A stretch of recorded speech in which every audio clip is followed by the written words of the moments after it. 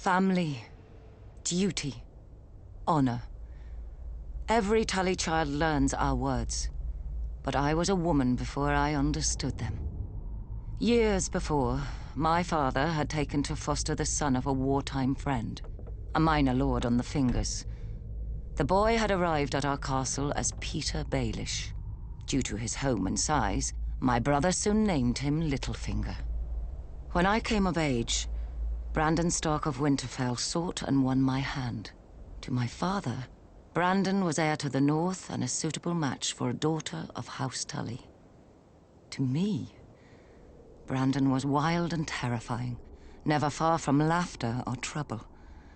I loved him with all the fire of a first passion, much I came to realize as Peter loved me. When Peter heard of my engagement, he challenged Brandon to a duel. Peter survived only because I begged Brandon not to kill him. I still thought of Peter as family.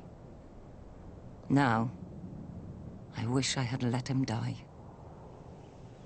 Only days before my wedding, when I thought to be happy forever, Prince Rhaegar Targaryen abducted Brandon's sister, Lyanna. Hot-blooded as always, Brandon immediately rode for King's Landing to demand justice, which the Mad King Aerys Targaryen gave him, in his own twisted fashion.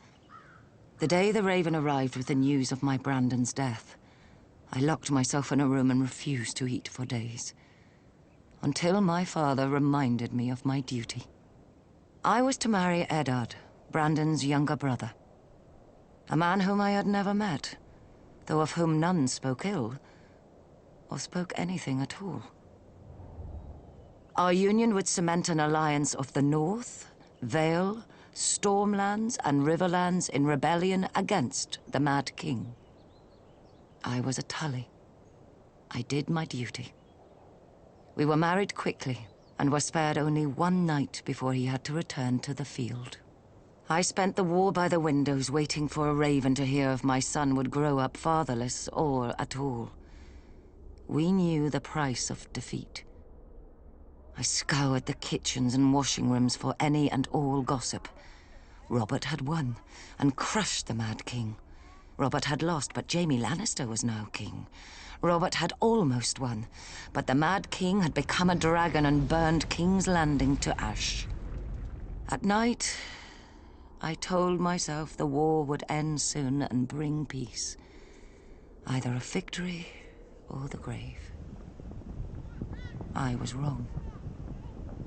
Robert won, and my husband avenged his brother and my love. But when he came home to me, he could not meet my eyes. I saw the reason by his side. Many men have bastards, I know. And under the strain of war, any man, no matter how honorable, may forsake his vows for a night of warmth that he may never know again. But Ned Stark was not built like other men. His northern honor would not let him sequester his shame in some distant holdfast. He brought this boy, this Jon Snow, home to raise with his true-born children. My children. Yet even these bitter memories are sweet now. They are all I have left of my Ned. Our family is broken and scattered, and our son must wage a war for the pieces. We need to go home. The Starks are of the north, and, like the snows of winter when they come south, they melt away.